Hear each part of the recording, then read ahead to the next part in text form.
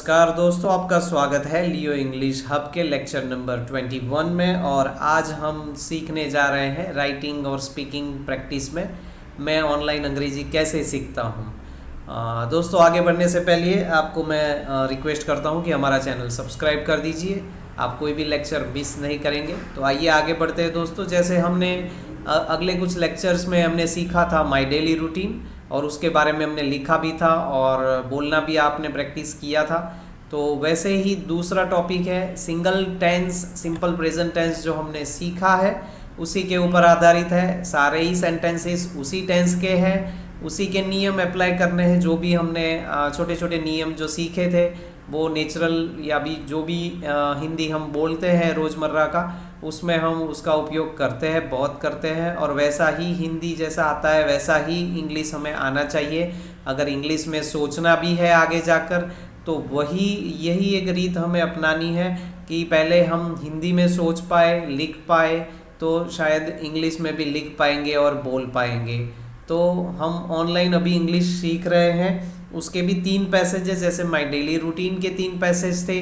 कहीं भी कोई भी वीडियो स्किप मत करिएगा दोस्तों, बहुत ही अच्छा इन्फॉर्मेशन आपको मिलने जा रहा है। और हमारे वीडियोस जो पहली बार देख रहे हैं, जो नए दोस्त हैं सीखने के लिए आ रहे हैं, उनको मैं कहना चाहूँगा कि हमारा प्लेलिस्ट में चेक कीजिए। आप हमारी चैनल पर प्लेलिस्ट में जाइए और वहाँ जाकर आप जिस भाषा में आप अंग्रेजी सीखना चाहते हैं उस भाषा का प्लेलिस्ट आप सिलेक्ट कीजिए और वहाँ से लेक्चर 1 से शुरुआत कीजिए। एकदम बेसिक से आपको सीखने को मिलेगा।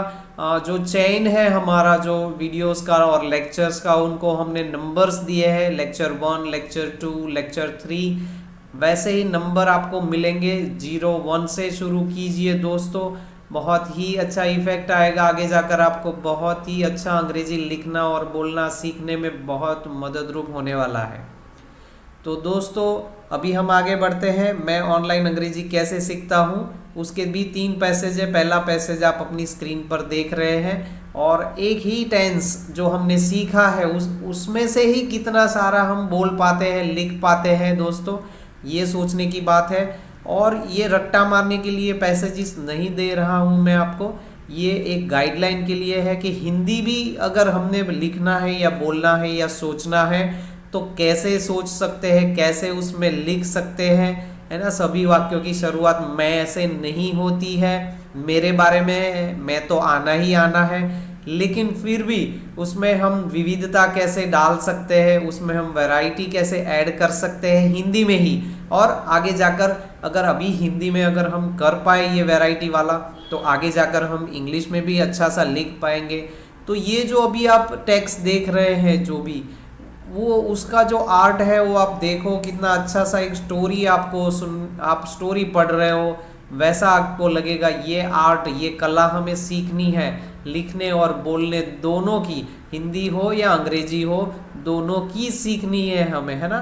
तो दोस्तों, ये अभी आप अपनी कॉपी कर लीजिए अपनी नोट्स में, और उसका इंग्लिश भी आपको करना है। बाद में तीनों पैसेज आप लिख लो हिंदी में एक ही पेज पर अच्छे से फुल स्केप नोट के, और फिर उसका इंग्लिश आपको करना है पैराग्राफ के तौर पर। और देखिए, अभी जो आप स्क्रीन पर देख रहे हैं उसका आप कॉपी कर लीजिए। दूसरा पैसेज मैं आपको देने जा रहा हूँ, कहीं भी कोई वीडियो स्किप मत करिएगा। आज के लेक्चर में भी 3 पैसेज है और टॉपिक है आज का राइटिंग और स्पीकिंग का।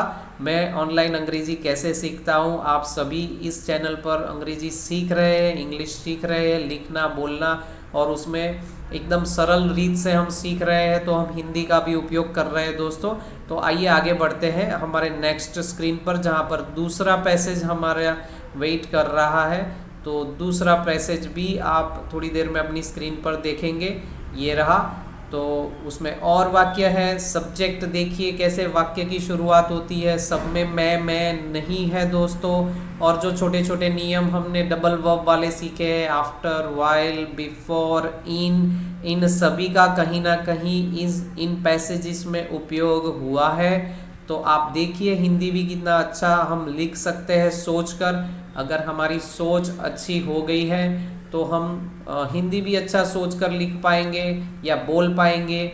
और अंग्रेजी तो हमें सीखना ही सीखना है दोस्तों। यहाँ पर मैं आपको हिंदी नहीं सिखा रहा हूँ, हमें बहुत अच्छी हिंदी आती है, लेकिन ये एक आर्ट है कम्युनिकेशन की, कैसे लिखते हैं, है ना, ताकि जो पढ़ने वाला है या सुनने वाला है वो बोर ना हो, उसको ऐसा ना लगे कि ये बचकाना सेंटेंसेस बन रहे हैं, ये क्या बोल रहा है ना, वैसा नहीं लगना चाहिए। हमारा स्पीच जो है आगे जाकर इंग्लिश में हमें सोचना है और हमारा स्पीच जो है वो इफ़ेक्टिव कम्युनिकेशन वाला होना चाहिए। बस यही हमारा उद्देश्य है, यही हमारा मोटिव है। आइए आगे तीसरे पैसेज की ओर बढ़ते हैं दोस्तों। तो तीसरा पैसेज भी आप थोड़ी देर में अपनी स्क्रीन पर देख पाएंगे। जी हाँ दोस्तों, ये रहा तीसरा पैसेज भी। और वोकेबलरी इसका जो है, जो शब्द हमें नहीं आते हैं वो भी मैं आने वाले लेक्चर्स में इसके बाद के ही लेक्चर में आप वेट करिएगा, कुछ अपने आप ढूंढ लीजिए, कुछ पुराने वोकेबलरी जो हमारे चैनल पर आप सीखे हैं उन्हीं का उपयोग आपको करना है। तो ट्राई करिए आप ये जो 3 पैसेजेस आपने लिखे हैं, अभी लिखने जा रहे हैं, या जो भी है हमारे पुराने लेक्चर्स भी आप रिफ़र कर सकते हैं। जैसे मैंने कहा, जो नए दोस्त हैं चैनल पर वो हमारे प्लेलिस्ट में जाइए, हमारे चैनल के प्लेलिस्ट में जाइए और जिस भाषा में आप इंग्लिश सीखना चाहते हैं उस भाषा में आप वो प्लेलिस्ट सिलेक्ट करिए और वहाँ से पहले नंबर के लेक्चर से सीखना शुरू करिए दोस्तों। पहला, दूसरा और रोज़ एक लेक्चर लीजिए, उसको बार बार देखिए, उसका नोट बना लीजिए, रिवीजन कीजिए, उनमें जो प्रैक्टिस करने का मैंने इंस्ट्रक्शन दिया है उस हिसाब से आप प्रैक्टिस करते जाइए। बहुत ही अच्छा रिजल्ट मिल सकता है। कहीं भी कोई भी प्रॉब्लम है आप कमेंट सेक्शन में हमें लिखिए, कोई वोकेबलरी, प्रोनाउंसिएशन या रूल्स के बारे में कुछ आपको कन्फ्यूज़न है, डाउट है, तो हमें हमारे कमेंट सेक्शन में आप लिखिए। मैं आपको तुरंत ही, जैसे ही मैं देखता हूँ वो कमेंट, मैं आपको तुरंत ही उसका जवाब देने वाला हूँ। तो आज का जो हमारा टॉपिक है, मैं ऑनलाइन अंग्रेजी कैसे सीखता हूँ, किसी ने अगर आपको पूछ लिया और आपको इंग्लिश में ही जवाब देना है तो आप ऐसा कुछ बना सकते हैं। आप अपने भी कुछ सेंटेंसेस जोड़ सकते हैं। बोलते समय इनमें से कुछ सेंटेंसेस आप भूल भी गए तो भी चलेगा, कुछ नए सेंटेंस जो इसमें नहीं है इन पैसेजेस में, अगर वो भी बोले या बोलने का प्रयत्न किया तो भी चलेगा। थोड़ी बहुत मिस्टेक्स होगी भी, लेकिन ये एक मोटा सा ओवरऑल पिक्चर है जो आप देख सकते हैं कि ऐसा हमारा इफ़ेक्टिव कम्युनिकेशन के लिए ऐसा राइटिंग हमारा हिंदी में भी होना चाहिए और अंग्रेजी में भी होना चाहिए। और ट्रांसलेशन अभी एक टाइम बीइंग हमारा एडजस्टमेंट है, ट्रांसलेशन हम अभी करेंगे क्योंकि उनमें हम करेक्शन भी देख सकते हैं। डायरेक्ट इंग्लिश में सोचने वाली बात बहुत टाइम कंज्यूमिंग है, वो बाद में भी हम करने वाले हैं, लेकिन अभी ये ट्रांसलेशन करें, आप देखें क्या क्या मिस्टेक्स आपके सामने आती है और आप उसको कैसे करेक्ट कर सकते हैं। मैं आपकी पूरी सहायता के लिए यहाँ पर बैठा हूँ दोस्तों। तो मैं आशा करता हूँ कि ये लेक्चर आज का आपके लिए बहुत ही इम्पोर्टेंट होगा। इसकी वोकेबलरी मैं आपको अगले लेक्चर में शायद दे सकता हूँ, तो उसका भी आप वेट करिएगा अगर आप कर सकते हैं तो, वरना आप डिक्शनरी में से या कई सारी वोकेबलरी, कई सारे शब्द हम आगे जो वोकेबलरी और जो हमारे शॉर्ट्स तैयार किए हैं उनमें से भी आप लिख सकते हैं, देख सकते हैं। तो नमस्कार दोस्तों, आज जुड़ने के लिए बहुत बहुत धन्यवाद आपका।